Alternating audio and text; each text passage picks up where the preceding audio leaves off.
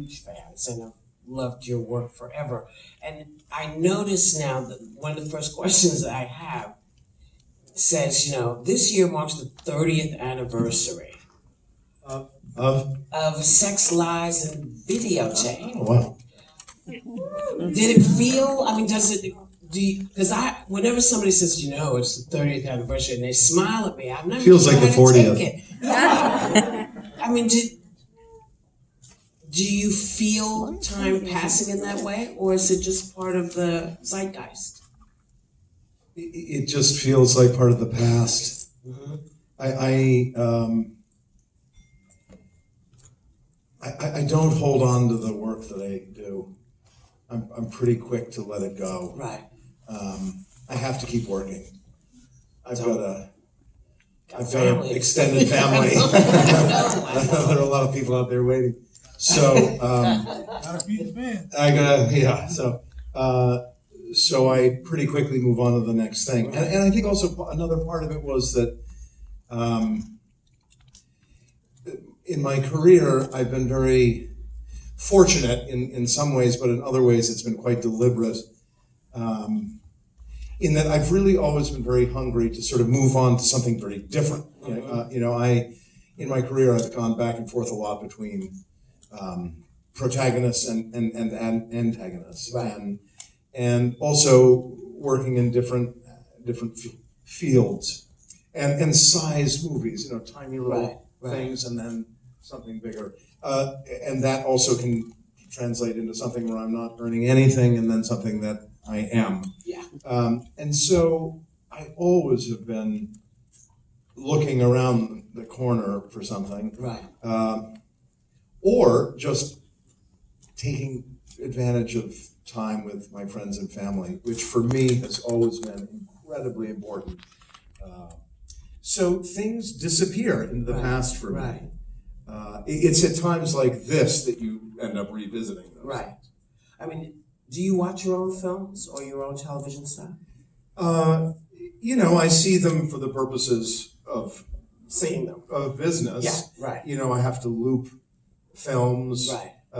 That doesn't happen so much on television, but I have to do post-production audio recording for films, and so I always want to, and I also want to see the end result before I have to then go out and do this and speak of it. Right, right. So yes, I see the work that way. Television, depending on how many episodes in we are, right. I will lose pace sometimes with that. That often will get ahead of me. Right. But and I'll see it also with the television show. I'll see it in sort of sporadic ways. Like I'll see a very early cut of an episode, right, and then I'll miss seeing the final cut of the episode or something.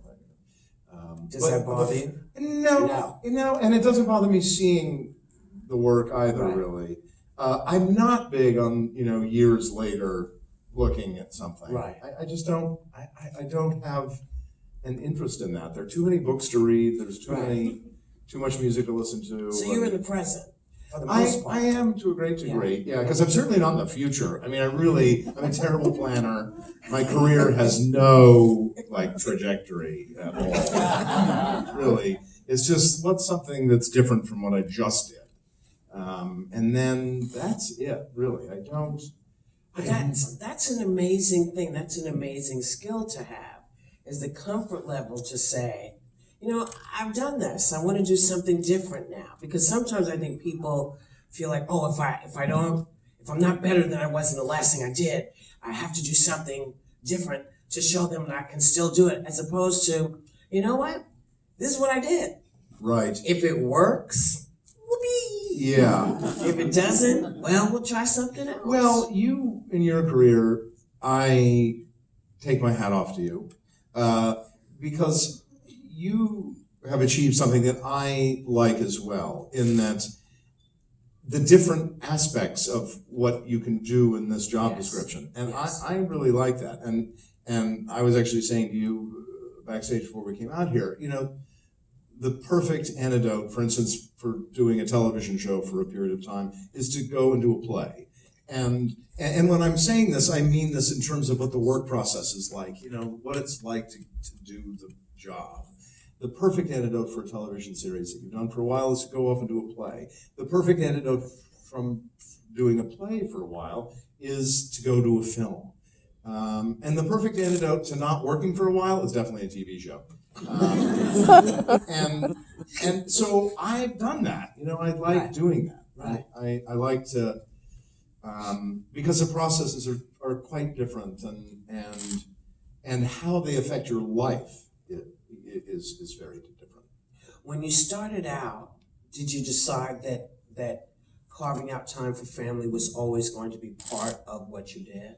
I don't think there was ever a decision about it. It just was the way it was. Mm-hmm. I remember the first time that I remember when I had children, for instance. You know, when you're unusual. He still has children. I'm still having children. He has children. I've got a 30-year-old, I've got an 11-year-old. So I mean, it just continues.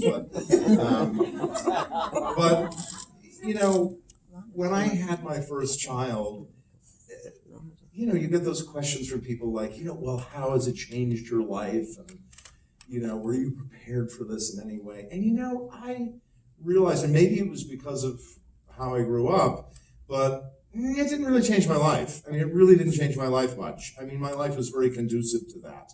And so for me, there was never any sort of decision like, okay, now I've got to make time for this thing.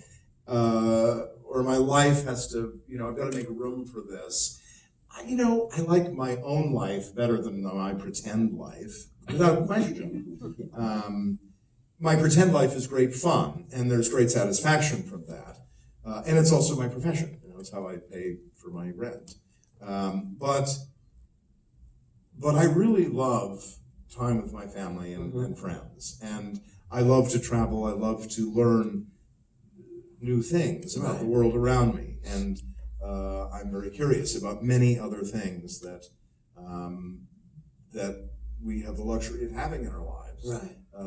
And it's what makes living in a city like New York just the greatest experience. Just living here is the greatest experience of my lifetime, is living in this city. Where did you grow up?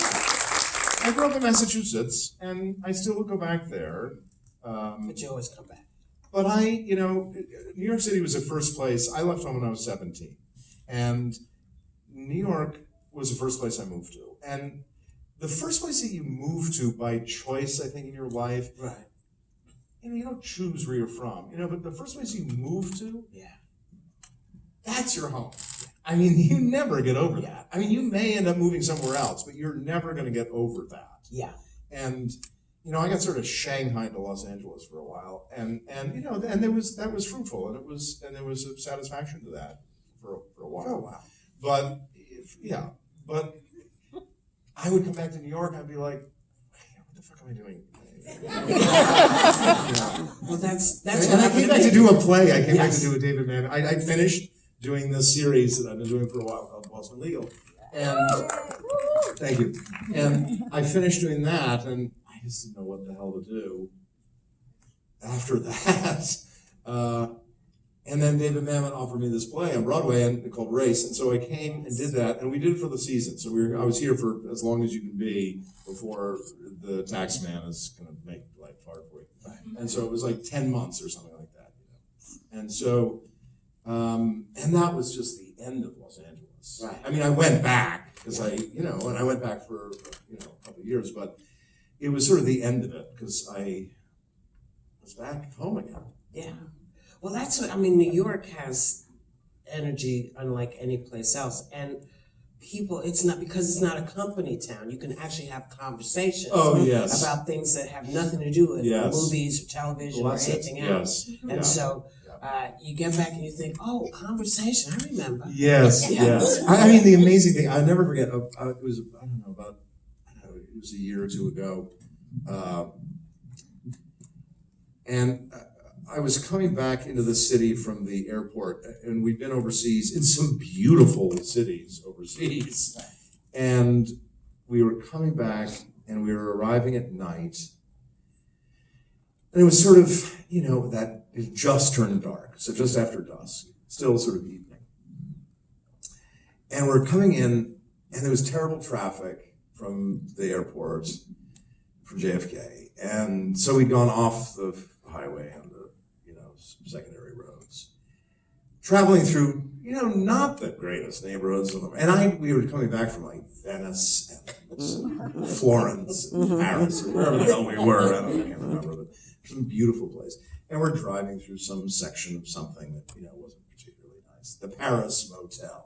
Anyway, and we're driving along and so on, and then we go through like the Midtown Tunnel, and we're like come out of the Midtown Tunnel, and we're there, and we're just sort of driving along and everything else. And I'm looking around, I'm thinking, why am I so excited to come back? And I look around. It's not like the architecture is that great, Some of it's beautiful, and some of it's just shitty. And and it's sort of dirty and filthy. It's uncomfortable. I was coming back, it was like late spring, and it's already like, you're just pulling everything away from your body. And I'm looking around in the cab, and I'm looking out the window, and I'm thinking, what is it? And I started looking, and I realized it's one and only one thing, and that is the city's inhabitants. That is what makes the city. That is what makes New York City the unique city in the world. Is it the people who live here, the people who come from every place on earth and come and live here. Great.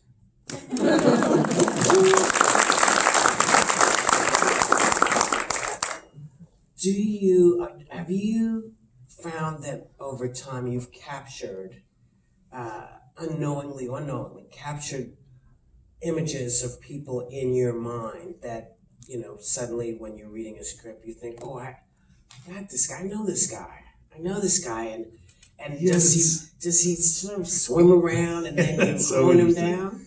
That's such an interesting way of looking at it. Because I've never thought about that in terms of words, really. But it is that. I've just thought of it in terms of experience. Mm-hmm. Because ultimately, I've got to be the guy Right. in the thing. Right. So it has to channel through me. It can't be that guy. Right. You know what I mean? It can't be that. No. So it's never really, it can be an image, definitely an image. Mm-hmm. But then it's pretty quickly has to turn into how I can fit in that image. Right. I remember I was doing a film that I loved doing called Music of Chance, very small film based on a Paul Auster novella.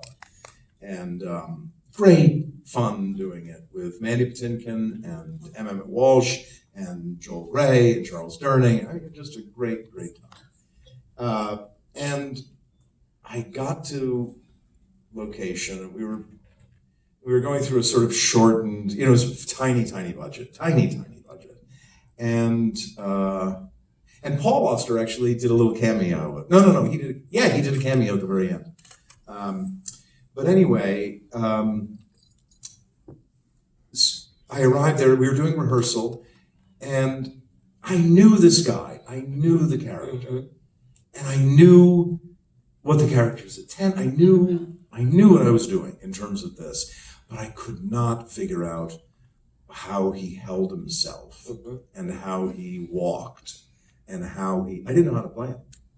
I mean, I knew him and I knew what his temperament would be and but I didn't know how to move from point A to point B. I mean, you have to be able to walk across the room, and I didn't know how to do that. And I knew certain aspects of sort of what he looked like a little bit, and I went to a wardrobe fitting. And I was in the guy's head. I was really in his head. A little too much, maybe. And in his sort of, whatever that is. But I was in there somewhere. But I didn't know how the hell to get across the room, Right. You got to do that. So I went to the wardrobe fitting, and I knew, and I sort of had an idea of that he's going to wear clothes that are sort of ill-fitting, like clothes that are a little too big for him. I dropped a lot of weight for the role, so I knew that there was sort of the oversized clothing, and I sort of had an understanding for that. But he was in someone else's clothing for a certain amount of the film. But even his own clothing, I knew that it was sort of, that it was sort of flashy, it was sort of this or that. But I just hadn't really And then all of a sudden, the costume designer brought out a bunch of shoes. There was just a row of shoes. And Whoopi's got a shoe fetish. Yes. Anyway, so she brought out a whole bunch of shoes, all different varieties of things and stuff like that. And I'm looking down the line, and all of a sudden there are these white loafers, like Miami Beach, white loafers. And I put on the white loafers, and I could walk from here to the ends of the earth as this guy. As soon as I put those shoes on, I just it together. And I think that's what you're talking about. Is that I don't know whether it's an image or what it is, but you know it's this thing, and you're right, it's swirling around. And it pulls You in a direction. Yes, absolutely. And now, when you're playing, I mean, because you're the array of people you've played, some are, shining beacons on the hill, some are, way down in the muck, in the mire. And is it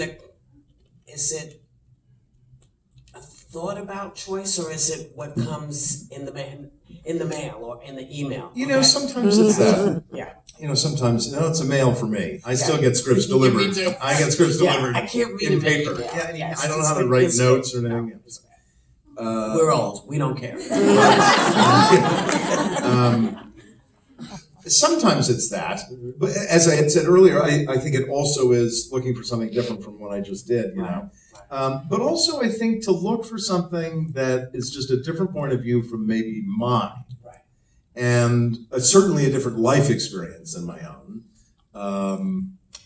And then there are also certain themes that, that just interests and proclivities that one has in one's life, or, that maybe the sort of proclivities or interests that you have anyway in your own personal life, but you want to sort of explore areas in that you would never explore in your own life, really. I mean, or wouldn't have the opportunity to, or, but yes, it's also very often what comes across the threshold at just the right time, or I remember one of my agents called up one day and said, there's a script out there that, this actually happened a couple of times, where I got the call, there's a script out there that, everybody else has been turning down. That's my whole career. That's right, absolutely. So, I say, why are they turning it down?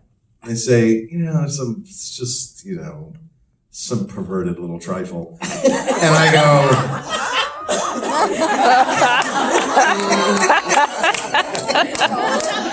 Love you, see. that's my thing.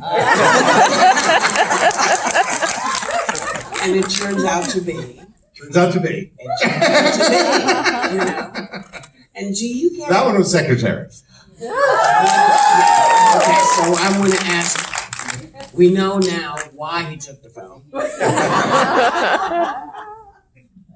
Tell me when you were doing, because it's a really delicious piece of acting, just watching with everyone. But tell me about this film. When you said yes, do you get to hone who that character becomes? Yeah, absolutely. Here's the thing.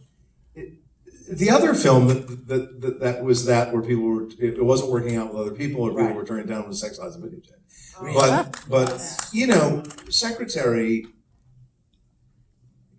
here's why I took the film. Right. Is because I read it, and the trappings to that film were very provocative and different and unfamiliar to me. But those were just the trappings. In its heart, it was just the loveliest love story. I thought it was just a lovely love story. And it was so moving to me. And I thought, what a great juxtaposition that is. Right. And in that, there was a lot to build on, and a lot to collaborate, and a lot to play with there, and something to. And then sometimes there are things that, like Sex, Lies, and Videotape was really, there wasn't really anything. I mean, there were certain things, obviously, and I'm playing the character, but, and I'm certainly, but that film really, I mean, there wasn't anything I was going to bring to that film that was going to in any way be more significant than what Steven Soderbergh was going to bring to that film. I mean, he'd written it, he was directing it, he was editing it, he was instrumental in the filming of it in terms of not just as a director, but also he really, I think when we got together, my input, in the playing of it, there was a certain amount of input, but in terms of a sort of shaping of the character and the story and there's nothing I could offer him that wasn't there. I mean, I remember we met a bunch of times during the process and the courtship before we started rehearsals and so on, and there were questions that he asked me and questions that I asked him, and there were ideas that I threw out to him in terms, they were pretty stupid, and he was smart enough to dismiss them. And there were even times when in blocking scenes in that film that, he was an editor first, and so he had the film in his head. He really did have the film and what the film edited was going to be in his head, and that was clear. And so even certain blocking decisions and discussions that we would have on the day for a specific scene where we might be in disagreement and he would fight for what his point of view was, and I would acquiesce, and even if I, thought that I didn't agree with him, at the end of the day, he was right. He was always right. That film was definitely in his head. What you saw on the screen was in his head. That's not always the case. Very often films are growing and evolving and developing on the set, and everybody's involved in that evolution and development. How'd you like working with Steven Spielberg? I do a film with Steven every other year for the rest of my life. That was an incredibly collaborative experience. He would laugh. I remember him laughing with me at one point I knew Steven beforehand, socially, and he had called up and he said, "Come and read the script. This is for Lincoln." And thank you. He called out. He said, and he wanted me to go to Amblin and read the script. Because they were trying to keep it under wraps, so they didn't want to be sending it out. So I went to his office and I read it for a couple hours, and he said there are 3 roles in there that I think you might respond to. Pick which one you like. And so I read it. It was clear to me right away which one I liked. But my point of view for that role was very different from his, and he just went with it. Now, what do you mean? I mean, It was a strange thing because I was playing a real person. Everybody in the film was real. Right.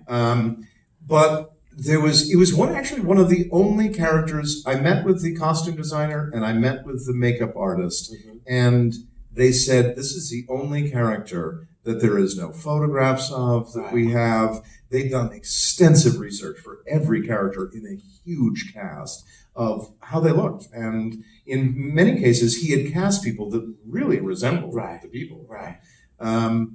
And the character I played of W. and Bilbo, there were no photographs that they had for him.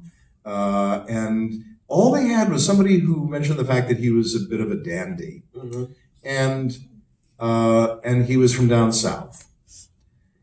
And I thought it would be great to not have him be sort of a dandy or like that. I thought it'd be great that he was dressed in, very sort of colorful and clothing, and he was but that just went hand in hand with what a colorful guy he was. Right. But he was absolutely down in the muck. Like, he would be someone who would show up wearing beautiful clothes, but like muddy boots and like stains all over his front. And like he had such an incredible lust for life that he could eat, he drank and ate and everything else, and everything was a mess. He'd wear, clothing that people would wear to, some very important person's home. He'd wear that clothing hunting. And yet he'd wear hunting clothing to somebody's beautiful home.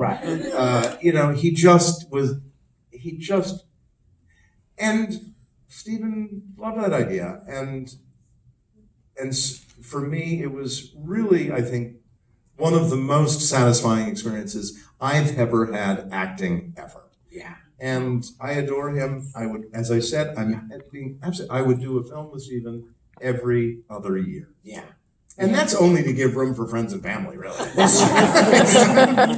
and just sort of pulling all of the film stuff, or some of the film stuff. The Avengers. Yeah, odd, right? Well, not really. Like, if someone is going to, fight for what's out there, I'd rather have you fight whether you're a good guy or a bad guy. I want you on the front line. Okay? Right. I want you kicking somebody's behind. Yeah. Now, are you now? I don't get to see a whole lot of stuff. Are you a good guy? Are you a good witch? Or are you a bad witch? I'm a bad witch. Very, very bad. Very bad. Very bad. How bad? But entertaining. You couldn't be anything else. Well, here's the thing. It came so out of left field, and that's how to get me. I mean, that's really how to hook me. If something really comes out of nowhere, I'll probably do it. If it's a really strange choice, I'll probably do it. And that's what happened there, is all of a sudden we get a call. I was doing the Blacklist, or about to do it, I think. I can't remember the timing exactly. And I got a call from my agent saying, they'd like to speak to you at Marvel. Now, I will say this. I had gone to meet with Kevin Feige, who runs Marvel Productions. And I had gone to meet with him several years prior to this, because at that time I had one of my middle son. I have 3 sons. My middle son was right at the perfect age for these sort of Marvel comic book movies and so on and so forth. And my agent had said, Kevin Feige would love to meet with you, and just to see what your interest is in doing one of these films. So I went and met with Kevin, and I said, as I said, this is years before I ended up doing Avengers. And I sat down and I said, you know what? I used to love reading comics when I was a kid. I didn't have any. My parents didn't allow me to buy comics. But every time I went over to Will Broadus' house for a sleepover, he had a trunk of comics, and I used to just read. That's all I did. When I go over to Will's house, I would just read comics. I thought they were great. And I said, I've got this son. He loves these things, these movies. I've never done this in my career, ever, ever, ever. As you can imagine, if you've seen anything I've done, none of it is picked for the sake of one's children. Not a single one. I've always been really selfish in how I pick the work that I would do, and it really is for what I like. So it was the only time I'd ever done this, where I said, you know what, I just would love to do a film because of him. I'd love to make well, now I've got an 11-year-old, so he's really into it too, so maybe I gotta meet with Kevin again. But anyway, and Kevin responded. He said, great, that's great, and if anything comes up, I jump forward now several years, and all of a sudden my agent calls me up and says, Kevin Feige called and is interested in you. He and Joss Whedon would love to talk. Joss would love to talk to you on the phone. I was in New York at the time, Blacklist. Would love to talk to you. They're very interested in you playing, the bad guy in the next Avengers film. I said, well, who is it? I mean, who's the bad guy? I said, it's the name of the film would be Age of Ultron, and it's to play Ultron. And I said, Ultron, what's that? And he said, it's this big, 7-foot robot.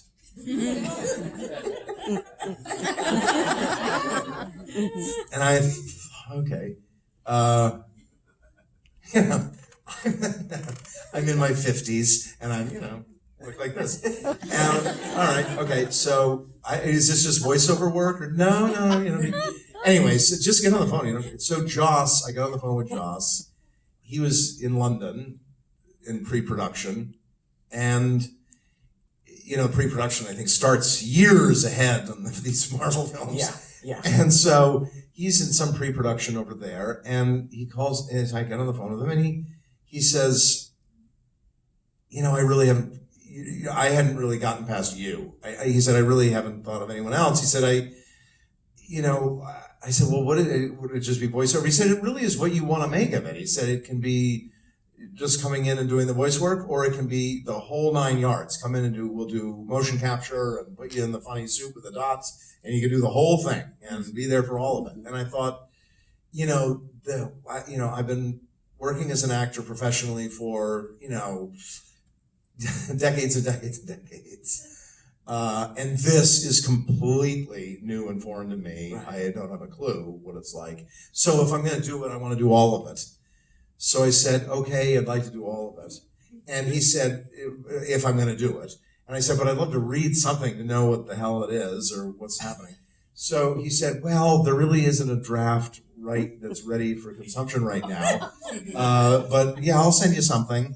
Well, as it turns out, he just wrote some scenes. And he actually said in the letter, when he sent the thing to me, there was a letter that was with it that said, I don't even know if these will be in the movie, but this is sort of the feeling of what I'm thinking about. And in it, it was this 7-foot robot who's like quoting Emily Dickinson. And it's like, on one hand, he's just sort of very funny and sort of like a child, and then he's like losing his temper and going into a complete, fit and severing someone's arm. It just is, he was a real whack job. And very, very smart, and yet also a spoiled child. And perfect. So I said yes, and I went off, and I tell you, I had not been intimidated like that in years on a set. I was such a fish out of water. It was so new, and everything. Every day going on the set and doing the work for it was really, it was the process of acting was, for that film, was just something I had never encountered. Now, once we then get into recording this, the voiceover and stuff like that, but we were playing out all the scenes, and then there was a lot of post-production and voice, which of course I'm very familiar with. But it was exciting because it was doing something that was incredibly challenging to me at a time where I had been foolish enough to think I knew what the fuck I was doing. Well, that gets all of us. You think, I got this down. As soon as you think that. Yes, and then suddenly, there you are, butt out, wagging in the wind, and people are going, that's not how you do that. Oh, sorry. So now, in the 2000s, early 2000s, you went into television with David Kelly. Yeah. David E. Kelly, sorry. Yeah. In practice. And what was it about that? Was it David's writing? Was it? No, it was just what I said to you. I was not being glib, by the way, at all. No. It also just came out of left field. I just was I had never even, it was like, well, had you considered doing television? I didn't even think of, I had never even, it wasn't even my frame of consciousness. I was, doing movies, and that's what I did, and I thought that's what I did, And all of a sudden my agent calls up one day and says, David E. Kelly would like to talk to you about coming in to do the series that he does called The Practice. Have you seen it? I'd never seen it. And, I didn't really watch, TV.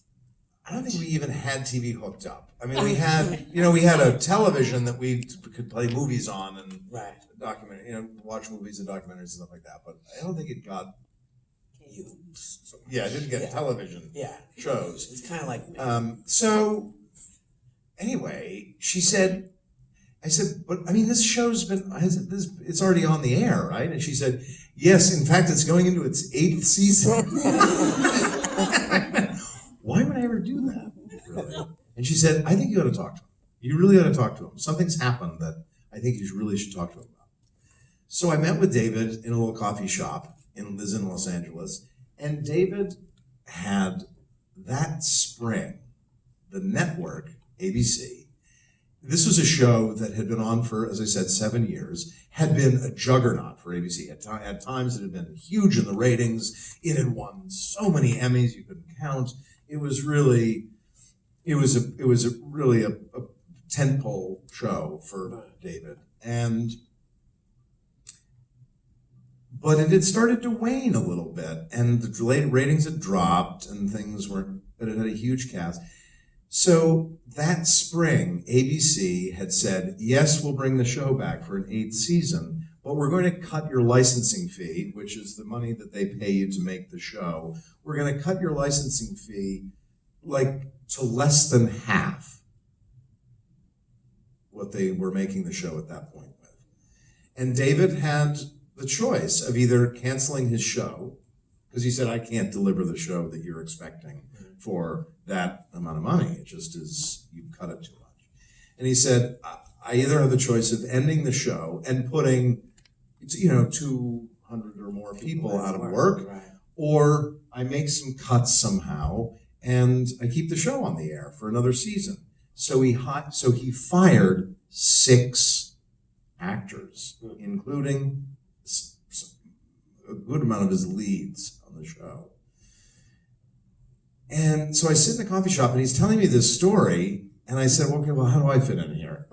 And he said, well, I fired all these actors, and I want to hire you to come in. And the show is getting sleepy, and I want you to come in as this character that's sort of the cat in the hat. So you come in and sort of mess everything up. And then you just sort of skate above it out the door, the way the cat in the hat does. Well, you can imagine. Perfect. And he said one thing else that just sealed the deal. He said, I will guarantee you the whole year, the whole season.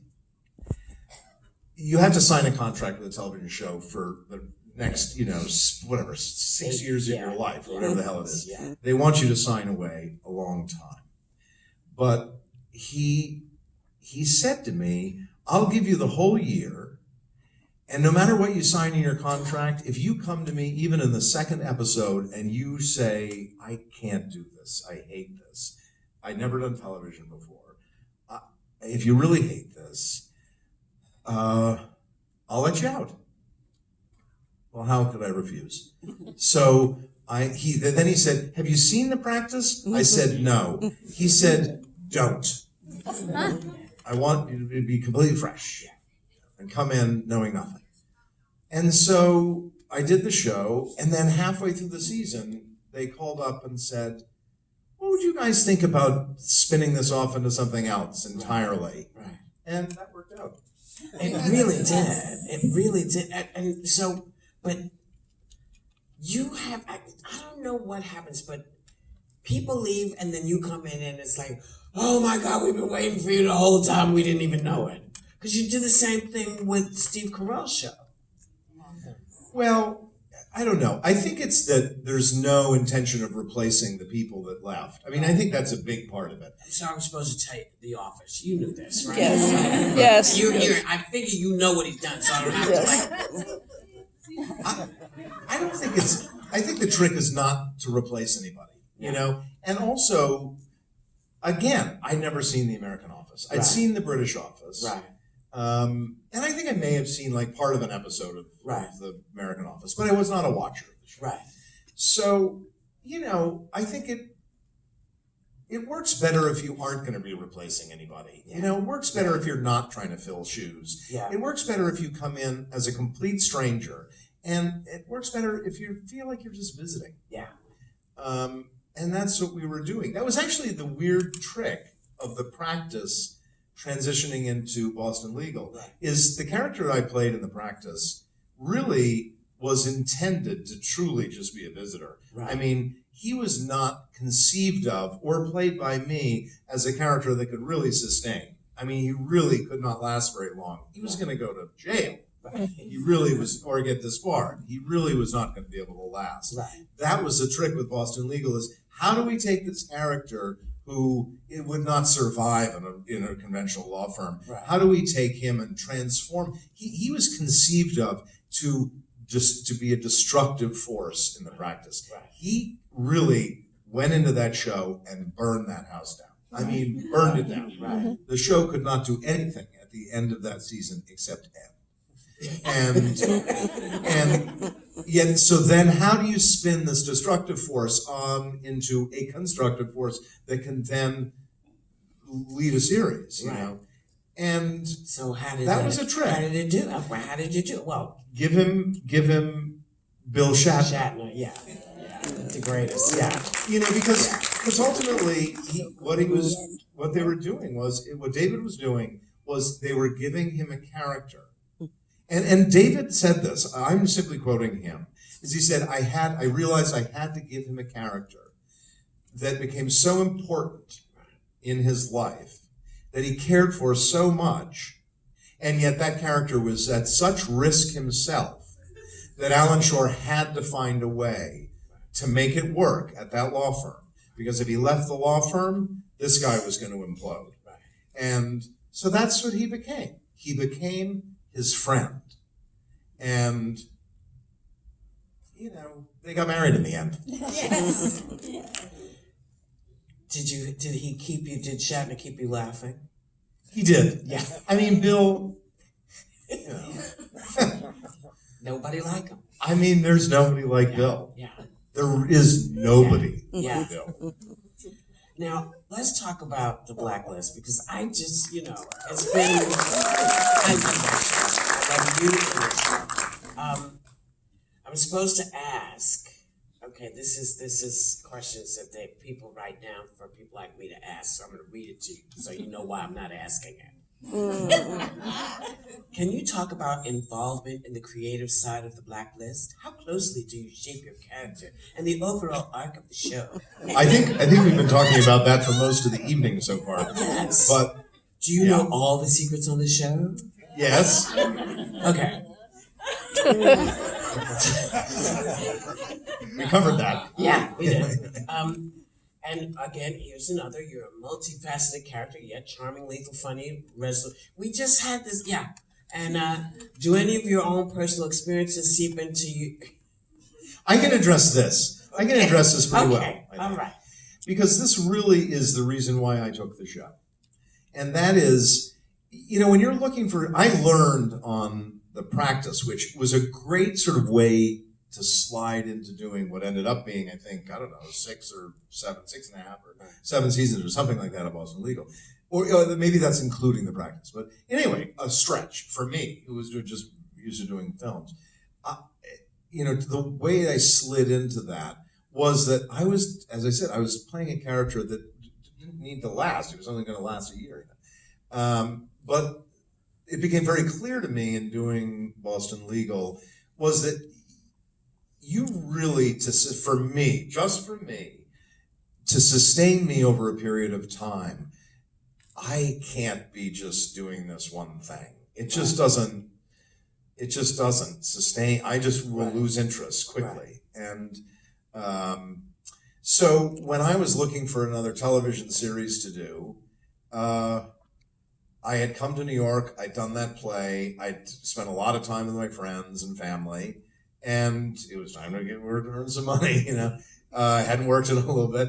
And so I was looking for a television series. I was looking for something that was going to really, you know, that I'd be interested in doing for a stretch. And that means it can't just be a comedy, and that's it. Right. And it can't just be a drama, and that's it. Right. And it can't just be action or, you know, that. And it can't just be, you know, that just is, it's got to be a mix of all those things. I've been spoiled on Boston Legal, you know, I mean, that was a show that was funny and yet very emotional and at times very intense and at other times just silly. You know, it was a lot of things all sort of thrown together in the mix. And so when I read The Blacklist, first of all, after reading the pilot, And by the end of the pilot, I knew less than I knew before I started reading. So I had way more questions at the end than I had at the beginning. And I knew nothing. And it was so enigmatic. I realized, wow, the landscape is just anywhere. Right. I mean, I can go anywhere with this. And they really haven't established much of anything. Right. Except for just this premise. That's really the entire episode is about this premise.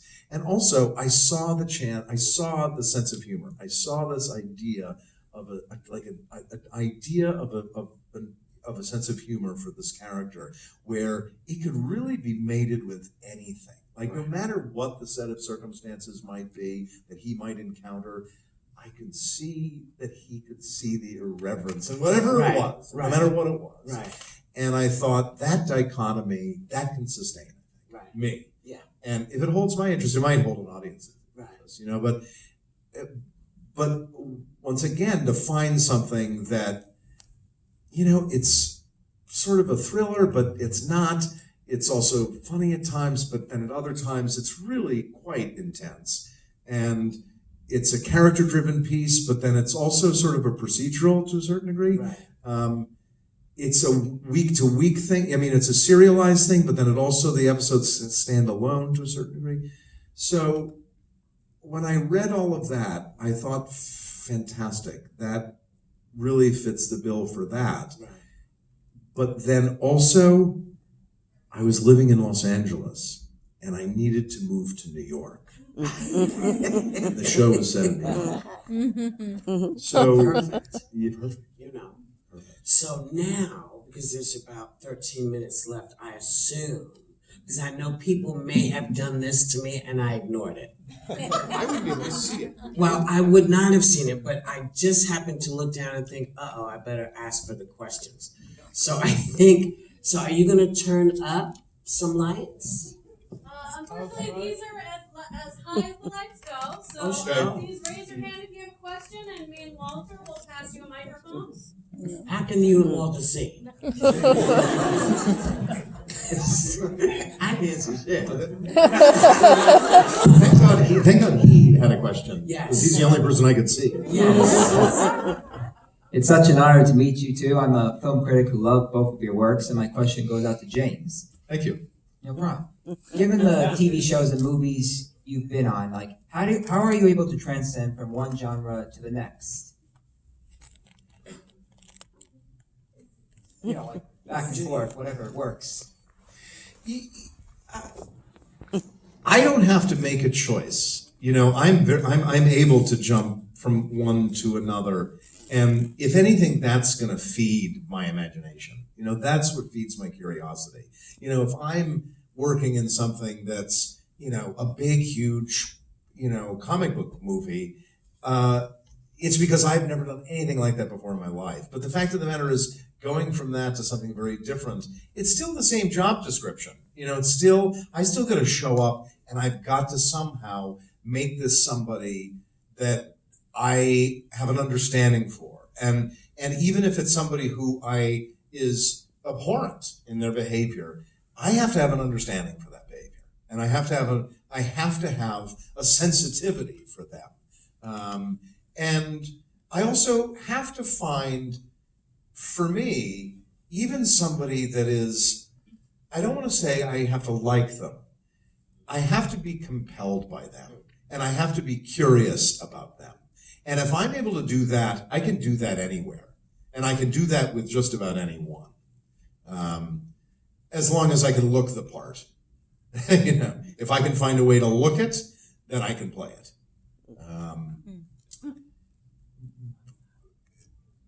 But, you look more and more like yourself as time goes on.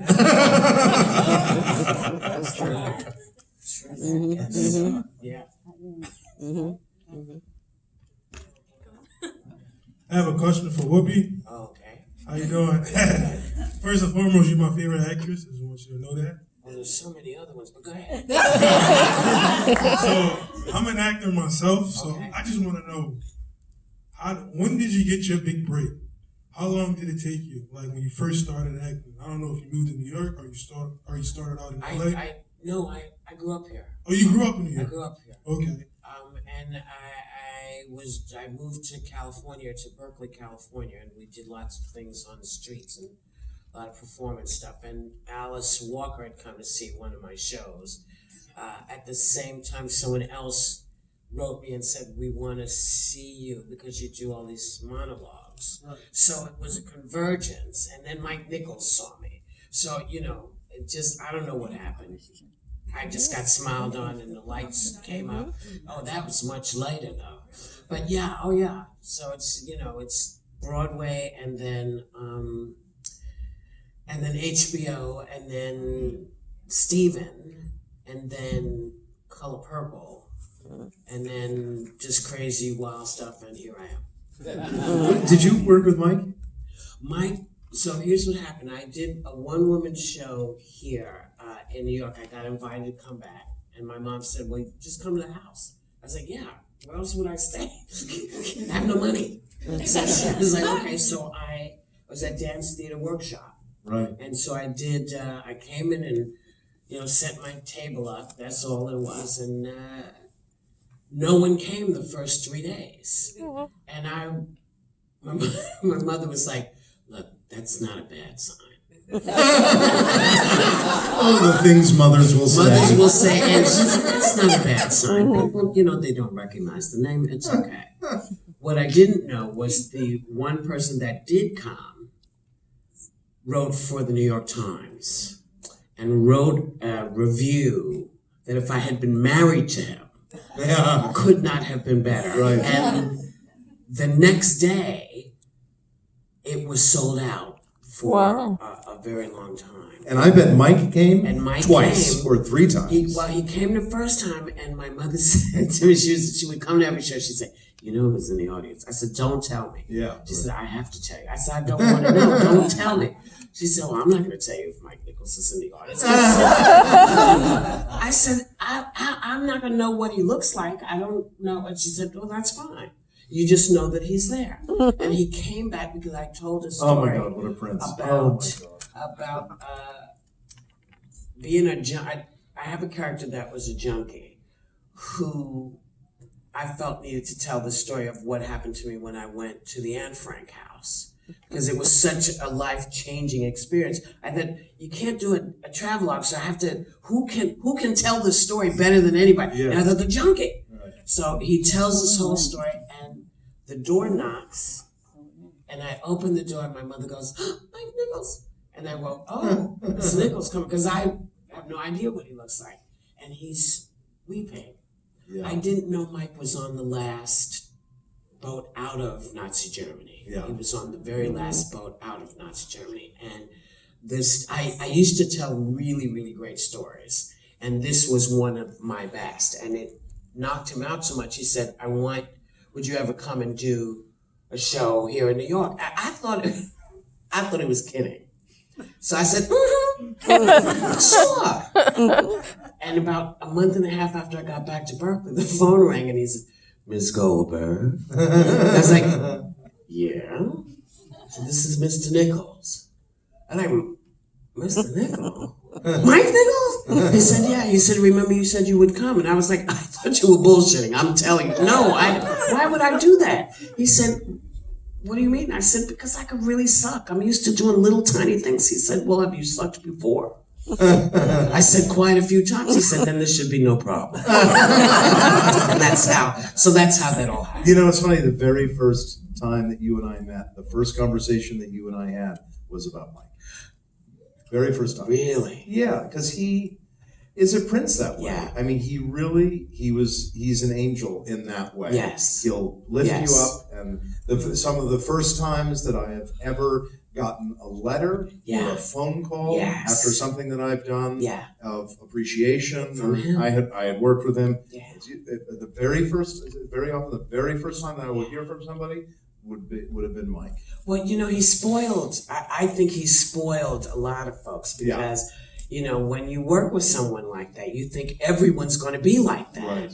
And they're not. Yeah. And so, he makes you think you are one on par, smart like he's smart. Yeah. So you think, "Oh, well, of course, I hang out with Mike. Yeah. I know what I'm talking about." And then you get someone who's insecure and they do that thing which is meant to make you feel uncomfortable or unsure about what you do, and you think, oh no, the whole world is very different. Yeah. So it's extraordinary. But he was the greatest. But I'm not supposed to be talking about me. He had the greatest direction that he would give.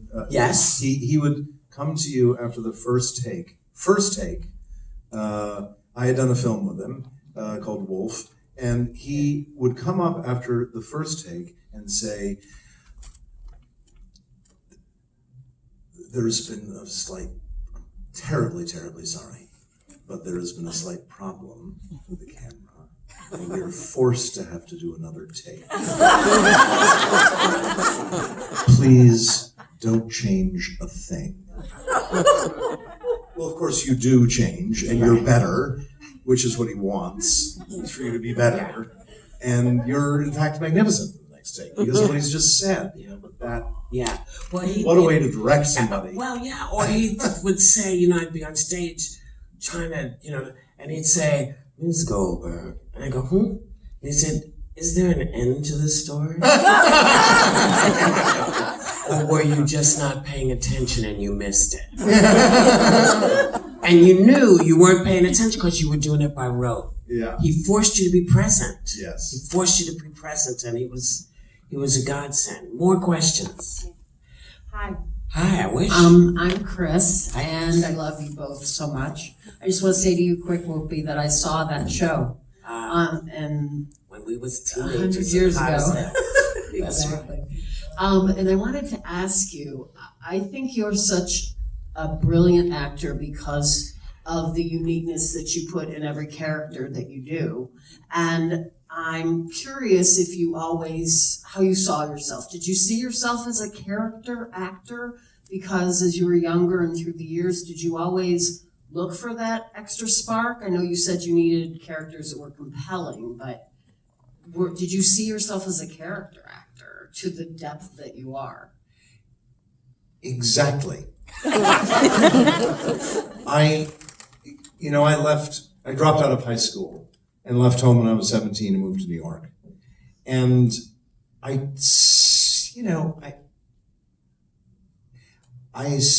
wasn't sure what I had come to New York to do. I knew I wanted to move to New York. I really wanted to be like a private investigator or like a pilot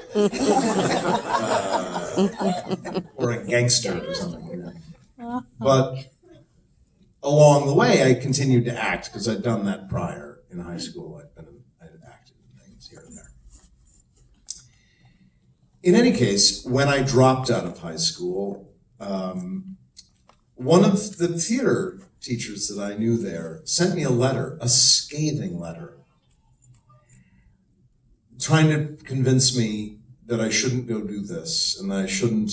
And I think part of his motivation was that if I listened to him, then I wasn't going to make it. If I didn't listen to him, then maybe I had a better chance. If he tried to, I think he just felt obliged to try and talk me out of it. But he said, if your plan is to go to New York and become an actor, you're going to spend the first 20 years of your career frustrated because you don't look like a character actor, and yet that's what you are.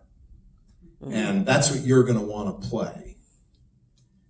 And he was right in that early in my career, I had to find a way to play against what my type was, and what I looked like very often.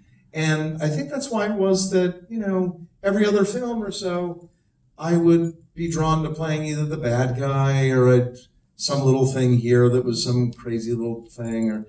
But I remember a time in my career where all of a sudden I felt, and it was sort of mixed up with a few different things I was doing, but it was around the time of like Music of Chance or things like that, where for the first time in my life I felt like I'd grown into what I wanted to play.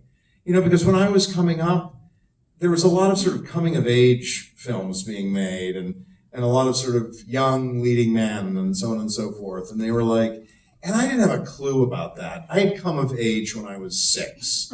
And I was not a sort of young leading man. That was not what I was cut out to play. And so I had to find something else. And then at a certain point, I sort of grew into the character that I wanted to be. So yes, you're right. 2 more? 2 more?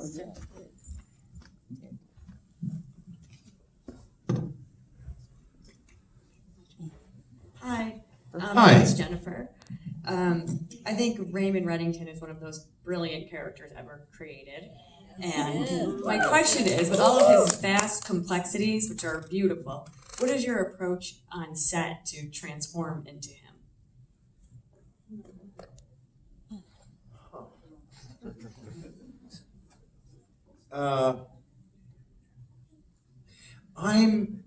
Here's the thing. When I was a little kid, I did a lot of make-believe. I just ran across a photo that was in my parents' house somewhere. I just found it just literally in the last couple of months. A little photo, black and white little photo of me as Snoopy in our house. The hassock was his thing. I had a cape, and I was on the Sopwith Camel, you know. And I was, I don't know how old, maybe 6 or 5, you know. But there was a lot of make-believe for me growing up. I played make-believe long after I probably should have. I still am doing that. But I mean, even as kids, you know, my friends were going off and doing sports in the afternoon, and I was still wondering why we weren't playing cops and robbers, you know. I really loved doing that. And then I continued doing it at school.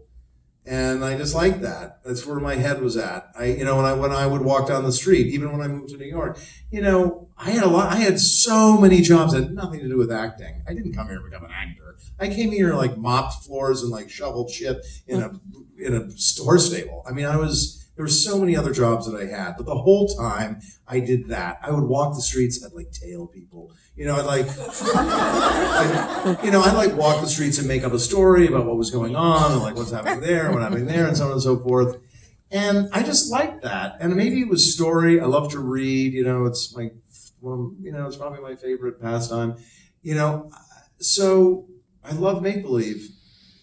And you know, the truth is, I'm still doing the same thing I was doing when I was Snoopy. I really am. It's nothing like, I don't go out there and go through some sort of like thing and relax and so on and so forth. You know, when they come and they say, okay, we're ready on set, or if they come to the dressing room in the theater or whatever, and they say, okay, curtains, you know, ready, come down to the stage. It's like, what do? I go to the bathroom and then I go down there and I start making believe. You know, I just make believe. I just try and believe that I am that person or that animal in that set of circumstances. That's what I do. That's all I do.